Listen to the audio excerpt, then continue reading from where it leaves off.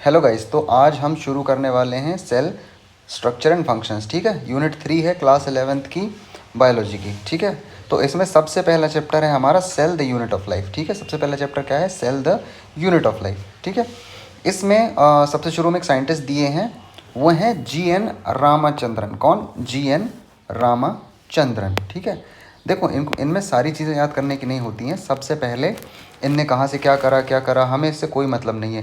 इनने क्या इंपॉर्टेंट चीज़ जो डिस्कवर करा था वो हमारे लिए इंपॉर्टेंट है। तो थर्ड लाइन में आप देखेंगे कि his discovery of the triple helical structure of collagen. ठीक है, तो ये क्वेश्चन आपसे डायरेक्ट पूछा जा सकता है कि ट्रिपल हेलिकल डिस्कवरी किसने करी थी? ट्रिपल हेलिकल डिस्कवरी किसने करी थी? ठीक है, तो उसका आंसर क्या जाएगा? GN रामाचंद्रन। ठीक है, आगे बढ़ते हैं। अभी हाँ, his discovery of the triplet helical structure of the collagen published in nature in 1954। ये लाइन पूरी इंपॉर्टेंट है, यहाँ से लेके यहाँ तक, 1954 तक। ठीक है, analysis allowed the confirmation of the protein through the use of Ramachandran plot, rank among the most. ये सब चीज़ें कोई काम की नहीं है। ठीक है, फिर इनकी पूरी आगे की लाइफ में बताया गया है। नीचे आगे देखेंगे हम, Ramachandran met Linus Pauling and was deeply influenced by his publication on the models of alpha helix and beta sheet structure that directed his attention to solving structure of the collagen। ठीक है, तो ये लाइन भी important है। सिर्फ दो line यहाँ पे इंपॉर्टेंट है। पहली क्या कि इनने क्या डिस्कवर करा था? ट्रिपल हेलिकल स्ट्रक्चर, ठीक है, ऑफ कोलेजन। और इनने कहाँ से अल्फा हेलिक्स और बीटा शीट के स्ट्रक्चर जिनने बनाए थे उनसे उनने इंस्पिरेशन लेके क्या करा? उनसे उनने अपना जो हेलिकल स्ट्रक्चर है उसको पब्लिश करने के लिए मोटिवेशन दिया था। ठीक है, आगे बढ़ते हैं।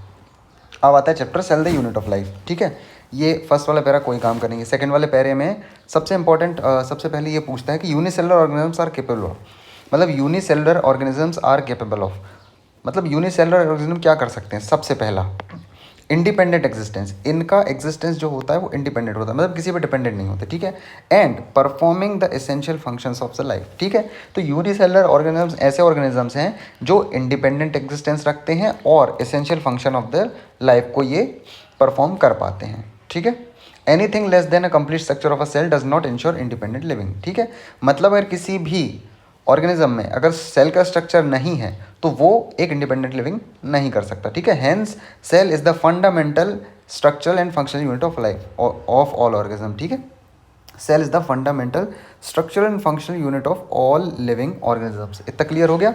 ठीक है, आगे बढ़ते हैं। अब Anton von Leeuwenhoek first saw and discovered a live cell. ठीक है, ये इंपॉर्टेंट है। क्या इंपॉर्टेंट है कि एंटोन वॉन ल्यूवेनहुक जो थे उनने क्या करा था? सबसे पहले सेल को देखा था और लाइव सेल को देखा था और उसकी डिस्कवरी करी थी। ठीक है, उसकी डिस्कवरी करी थी। तो कौन थे? Anton von Leeuwenhoek. ठीक है, यहाँ पे एल आ रहा है ल्यूवेनहुक, तो इससे अपन याद रख सकते हैं लाइव सेल। ठीक है, Robert Brown later discovered the nucleus. Robert Brown ने क्या करा था? न्यूक्लियस को डिस्कवर करा था। ठीक है, the invention of the microscope and its improvement leading to the electron microscope revealed all the structure details of the cell. मतलब जब इलेक्ट्रॉन माइक्रोस्कोप की डिस्कवरी हुई थी तब और भी सेल के स्ट्रक्चर्स हमें पता लगे थे जो हम आगे पढ़ने वाले हैं। ठीक है, अभी मैं आपको इनको याद करने का ना बहुत आसान सा तरीका बता देता हूँ, यहीं की यहीं। ठीक है, यहीं कहीं आपको तरीका बता देता हूँ आसान सा। ठीक है, जैसे कि ल्यूवेनहुक थे। ठीक है, ल्यूवेनहुक थे,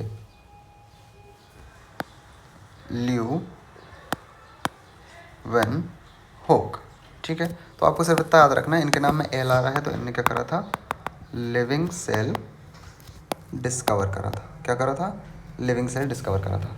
ठीक है, हो गया क्लियर?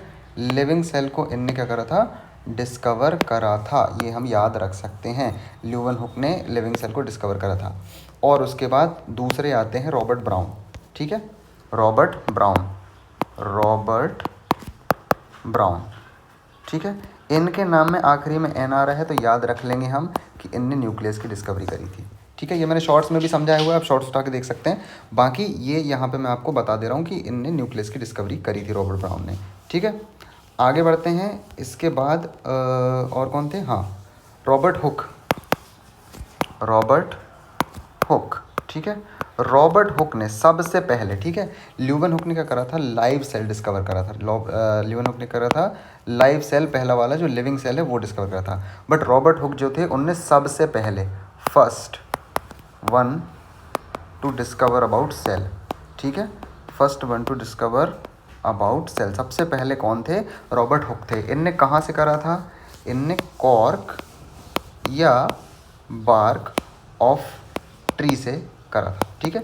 ये आपको आगे मिल जाएगा और नहीं मिलेगा तो मैं बता दे रहा हूँ कि ये कॉर्क या बार्क ऑफ द ट्री से इनने डिस्कवर करा था, ठीक है। तो कहाँ से डिस्कवर करा था, एक डेड सेल को कॉर्क या बार्क, क्योंकि देखो जो कॉर्क होती है या बार्क होती है, पेड़ की छाल जो हम बोलते हैं, पेड़ की छाल जो हम बोलते हैं, उससे इनने डिस्कवर करी थी ये चीज़, सेल को, ठीक है। तो इनके नाम में हुक है, ठीक है, रॉबर्ट हुक है। तो आपने देखा होगा हुक कुछ इस प्रकार की होती है।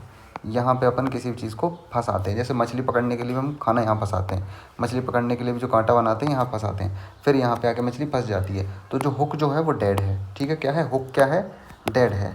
तो रॉबर्ट हुक ने क्या डिस्कवर करा था, डेड सेल। अगर नॉर्मल क्वेश्चन पूछता है कोई आपसे कि सबसे पहला सेल डिस्कवर किसने करा था, तो आंसर जाएगा रॉबर्ट हुक, अगर वो डेड लिविंग नहीं पूछ रहा है। और अगर डेड सेल पूछ रहा है तब भी रॉबर्ट हुक जाएगा। बट अगर वो पूछ रहा है कि सबसे पहला लिविंग सेल किसने डिस्कवर करा था, सबसे पहला लिविंग सेल डिस्कवर किसने करा था, तो उसका आंसर जाएगा ल्यूवन हुक, ठीक है। ये हो गया क्लियर, ठीक है। एक और इम्पॉर्टेंट चीज़ है यहाँ पे इन्फॉर्मेशन नहीं दी है पर 9th क्लास की एनसीईआरटी में दी है, और कई बार क्वेश्चन उठ के कहीं से भी आ जाते हैं, ठीक है, क्योंकि नीट वाले एज्यूम करते हैं कि आपने 9th और 10th की एनसीईआरटी पढ़ी होगी। तो जो इलेक्ट्रॉन माइक्रो डिस्कवरी है ना, इलेक्ट्रॉन माइक्रोस्कोप डिस्कवरी का जो ईयर है वो है 1940। 1940 क्या है, इलेक्ट्रॉन माइक्रोस्कोप डिस्कवरी का ईयर, ठीक है। अब क्या है ना कि अगर आप गूगल पे देखेंगे तो वो आपको बताएगा 1931, पर ये गलत है। क्यों, क्योंकि एनसीईआरटी में जो दिया है वही आंसर सही होता है हमेशा, ठीक है। हो गया क्लियर, आगे बढ़ें, ये सब चीज़ें हो गई, आगे बढ़ते हैं। और आप मेरे शॉर्ट्स देख लीजिए, उसमें सारी इन्फॉर्मेशन है इस बारे में, ठीक है। अब आते हैं आगे सेल थ्योरी के बारे में, ठीक है। 1838 में मैथियस स्लीडन थे, 1838 में मैथियस स्लीडन थे, जिनने क्या करा था, ये एक जर्मन बॉटनिस्ट थे, ठीक है। मैथियस स्लीडन क्या थे, एक बॉटनिस्ट थे 1838 में, ठीक है।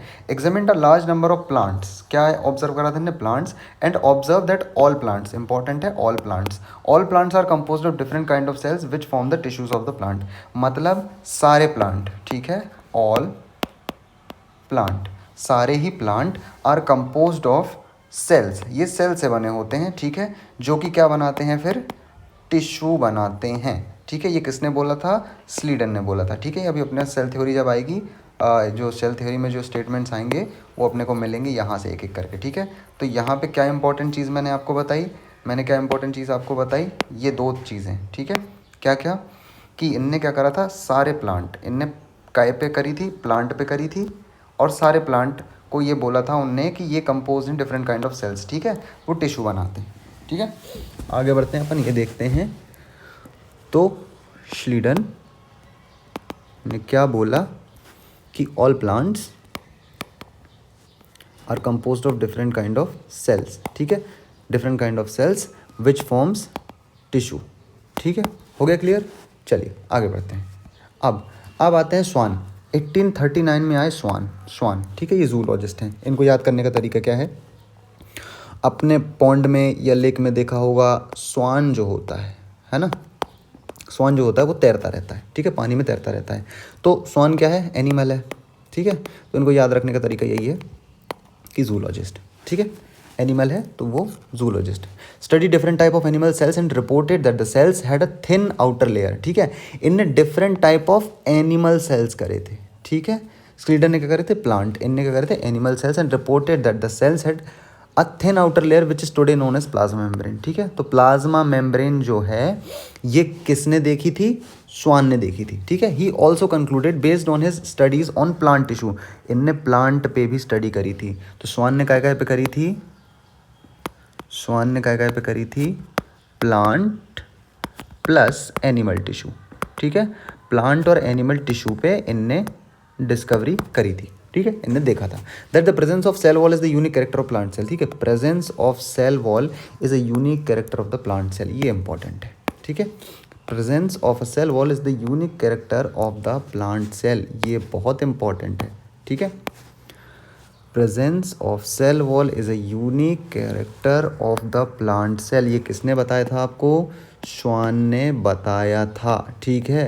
ये होगा क्या कि ये सीधा स्टेटमेंट उठ के आ जाएगा, आपके क्वेश्चन में पूछेगा कि presence of the cell wall is a unique character of plant cell, ये श्वान के स्टेटमेंट है कि नहीं? 4 स्टेटमेंट दे देंगे, बोल देंगे श्वान ने क्या बोला था क्या नहीं बोला था, ठीक है। तो उनने पहला पॉइंट तो ये बोला था कि प्लांट होते हैं, एनिमल होते हैं, और तीसरा पॉइंट ये हो गया कि presence of cell was unique character of the plant cell, ठीक है। On the basis of this Schwann propose the hypothesis that the bodies of animal and plants are composed of cells and product of cells.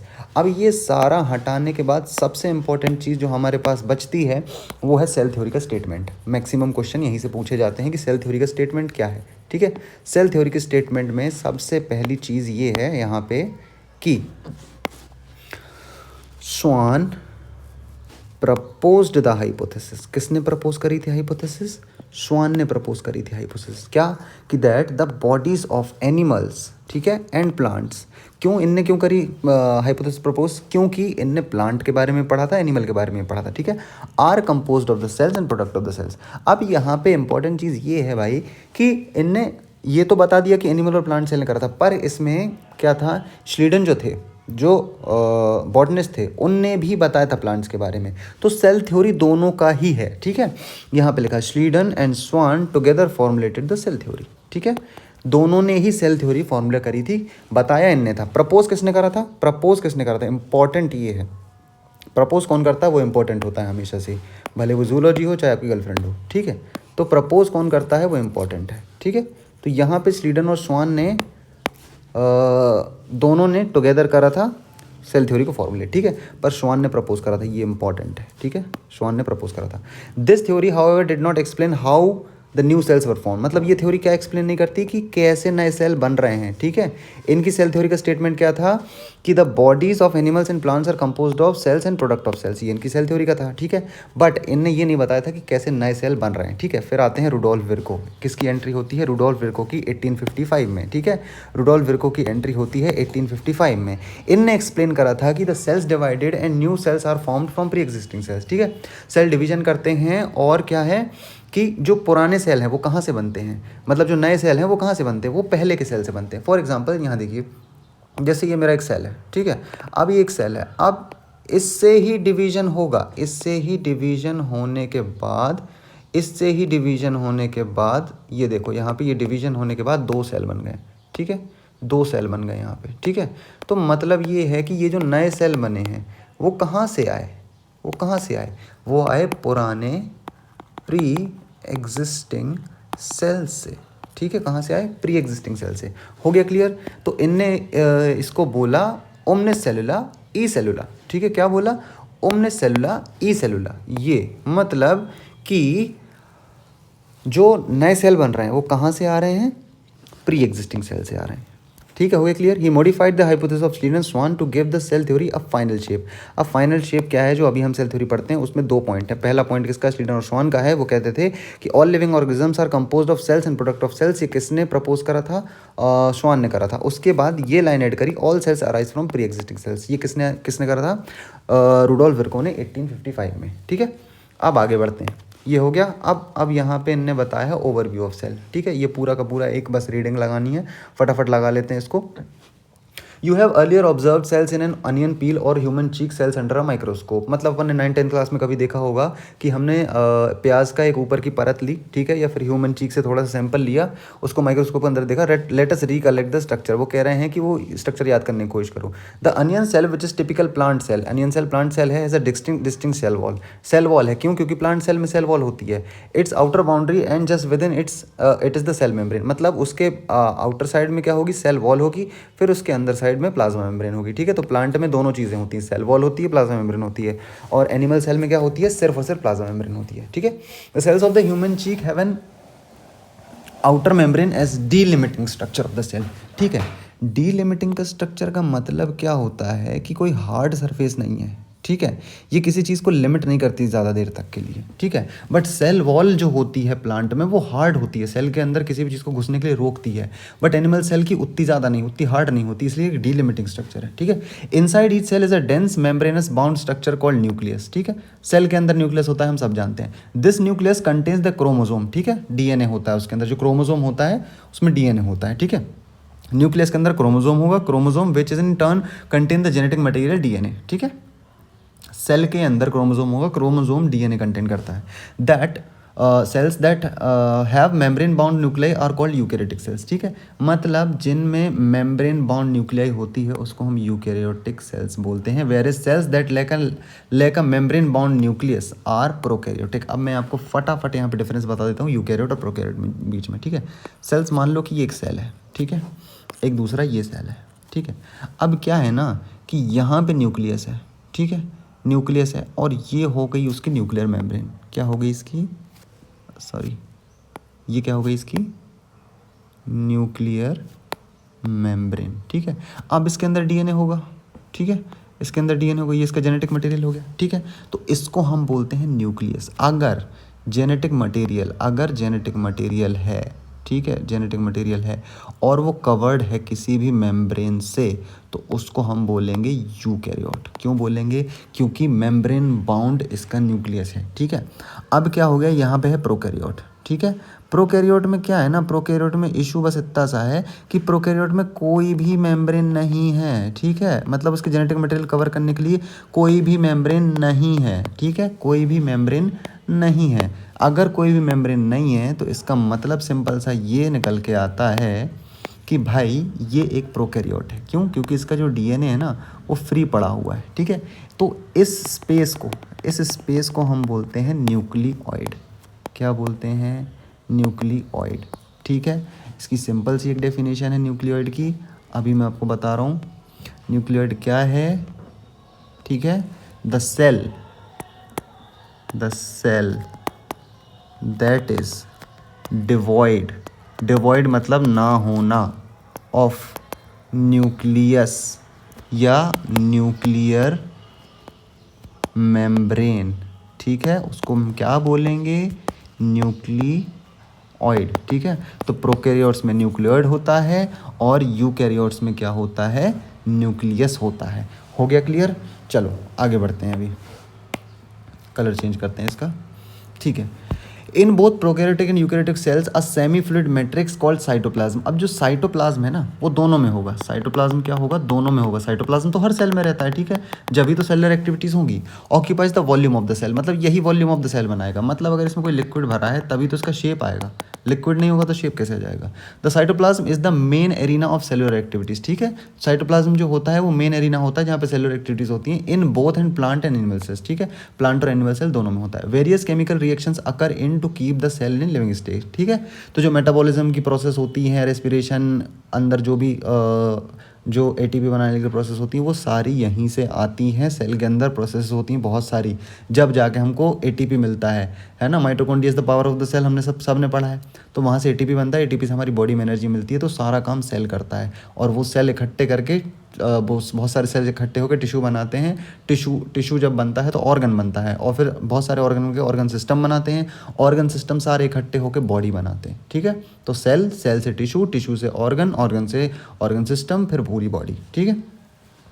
अब beside the nucleus the eukaryotic cell have other membrane bound distinct structures. अब क्या है ना, nucleus तो membrane bound है ही है, ठीक है, यूकैरियोट में, पर इसमें और भी मेम्ब्रेन बाउंड स्ट्रक्चर्स हैं, जैसे कि एंडोप्लाज्मिक रेटिकुलम, पढ़ेंगे इसके बारे में आगे, the Golgi complex, lysosome, mitochondria, microbodies and vacuoles. ये सब क्या हैं, ये सब हैं मेम्ब्रेन बाउंड स्ट्रक्चर। मतलब इन स्ट्रक्चर के आजू बाजू मेम्ब्रेन होती है, ठीक है। The prokaryotic cell lacks such membrane bound organelles. देखो किसी भी प्रोकैरियोट में, बहुत इंपॉर्टेंट है, किसी भी प्रोकैरियोट में कोई भी मेम्ब्रेन बाउंड स्ट्रक्चर प्रेजेंट नहीं होता। Very important, the prokaryotic cells lack membrane bound organelles. कोई भी मेम्ब्रेन बाउंड ऑर्गेनल नहीं होता है प्रोकैरियोट्स में, कोई भी मेम्ब्रेन बाउंड ऑर्गेनल नहीं होता है प्रोकैरियोट्स में। इंपॉर्टेंट लाइन है, इसको याद रखना है, ठीक है। कभी भी वो आपको कंफ्यूज करने के लिए दे देंगे कि भाई बैक्टीरिया में ये कौन सा वाला सेल ऑर्गेनेल है जो मेम्ब्रेन बाउंड है बैक्टीरिया में, तो बैक्टीरिया में तो कोई होता ही नहीं है ना, तो ये चीज़ अपने को अच्छे से याद रखनी है। ठीक है, आगे बढ़ते हैं। Ribosomes are non membrane bound. ठीक है, ribosomes are non membrane bound organelles. Ribosome जो होते हैं वो नॉन मेम्ब्रेन बाउंड होते हैं, found in cells both eukaryotic as well as prokaryotic. ठीक है, यहाँ पे राइबोसोम्स है, मान लो आप यहाँ पे राइबोसोम्स है। ठीक है, तो राइबोसोम्स क्या होते हैं ना, हर जगह पे राइबोसोम्स हर जगह पे होते हैं, प्रोकैरियोट्स में भी होते हैं, यूकैरियोट्स में भी होते हैं। ठीक है, यानी इसीलिए हम इनको यूनिवर्सल ऑर्गेनेल बोलते हैं। राइबोसोम्स को हम क्या बोलते हैं, यूनिवर्सल ऑर्गेनेल। क्यों, क्योंकि ये प्रेजेंट होते हैं दोनों ही यूकैरियोट में और प्रोकैरियोट में। ध्यान रखने वाली बात है, ध्यान से देखेंगे, ध्यान से पढ़ेंगे। ठीक है, आगे बढ़ते हैं। अभी within the cell ribosomes are found not only in the cytoplasm but also within the two organelles. ठीक है, क्या है ना, सेल के अंदर राइबोसोम जो होते हैं found not only in the cytoplasm, मतलब साइटोप्लाज्म में तो होंगे ही होंगे। ठीक है, but also within the two organelles chloroplast and mitochondria and on rough endoplasmic reticulum. कहाँ कहाँ होते हैं राइबोसोम्स, कहाँ कहाँ होते हैं राइबोसोम्स, इंपॉर्टेंट पॉइंट, कहाँ कहाँ होते हैं राइबोसोम्स। राइबोसोम्स कहाँ कहाँ होते हैं, राइबोसोम्स होते हैं साइटोप्लाज्म में। ठीक है, राइबोसोम्स होते हैं क्लोरोप्लास्ट में, प्लांट सेल में। ठीक है, प्लांट सेल में होता है क्लोरोप्लास्ट, और कहाँ होते हैं, माइटोकॉन्ड्रिया में। ठीक है ना, इन तीनों में होते हैं। ठीक है ना, अब ये चीज़ हो गई ख़त्म। अब इसके बाद आगे बढ़ते हैं अपन। Animal cells contain another non-membranous bound organelles, another non-membrane bound organelles called centrosome. Centrosome animal cells में होते हैं which help in cell division। जब हम सेल साइकिल पढ़ेंगे तब हम इसके बारे में पढ़ेंगे। ठीक है, तो आज का लेक्चर अभी हम यहीं ख़त्म करते हैं। शॉर्ट लेक्चर रखा था मैंने इसलिए क्योंकि आपको बेसिक चीज़ें क्लियर हो जाएं। अब आएगा आपका बैक्टीरिया, आगे हम पढ़ेंगे बैक्टीरिया के बारे में, यहाँ पे कितने टाइप के सेल्स होते हैं, फिर उसके बाद प्रोकैरियोटिक सेल्स आएंगे। ठीक है, फिर उसके बाद सेल एनवेलप मॉडिफिकेशन आएंगी। उसके बाद फिर हम शुरू करेंगे राइबोसोम्स इंक्लूजन बॉडी होने के बाद हम शुरू करेंगे यूकैरियोटिक सेल। ठीक है, यूकैरियोटिक सेल अपने आप में एक बहुत बड़ा टॉपिक है, ये सारा हम पढ़ेंगे। सेल मेम्ब्रेन के बारे में पढ़ेंगे, उसके बाद हम पढ़ेंगे सेल वॉल के बारे में, फिर एंडोप्लाज्मिक रेटिकुलम के बारे में, गोल्गी अपैरेटस के बारे में। इन सारी चीज़ों के बारे में हम धीरे धीरे करके पढ़ेंगे। फ़िलहाल आप ये वीडियो देखो, अपने बेसिक कंसेप्ट्स क्लियर करो। अगर आपको वीडियो पसंद आती है तो प्लीज़ लाइक करो, चैनल को सब्सक्राइब करो, इसको शेयर करो। मैं पूरी NCERT ज़ीरो से लेके एक एक कॉन्सेप्ट, ज़ीरो से लेके आपको एक एक चीज़ पूरी डिटेल में पढ़ाऊँगा। आपको कोई भी नोट्स पढ़ने की ज़रूरत नहीं है, आपको कुछ करने की ज़रूरत नहीं है, सिर्फ आपको ये वीडियो कंप्लीट करनी है। उसके बाद आपको मैं क्वेश्चंस भी दूंगा, कैसे क्वेश्चन सॉल्व करने हैं, कैसे मैं आपको पैराग्राफ वाइज क्वेश्चन बताते जाऊंगा। तो आप एक बार ये पढ़ोगे तो आपको समझ में आ जाएगा कि क्वेश्चन कैसे बनते हैं, कहाँ से बनते हैं, और जो इंपॉर्टेंट पॉइंट्स हैं वो बताते जाऊंगा। तो आप उनको याद रखना, आपको पूरा समझ में आ जाएगा, बहुत अच्छे से क्लियर हो जाएंगी चीज़ें। बस आपको बार बार इसका रिविजन करना है और पूरे ध्यान से मेरी वीडियो को देखना है। बस प्लीज़ चैनल को सब्सक्राइब करो, लाइक करो, शेयर करो, जितना जल्दी हो सके, जितना ज़्यादा हो सके। मैं पूरी की पूरी बायोलॉजी आपको इसी तरीके से पढ़ाने वाला हूँ जिसमें आप नीट में मैक्सिमम स्कोर कर सकते हो। Thank you.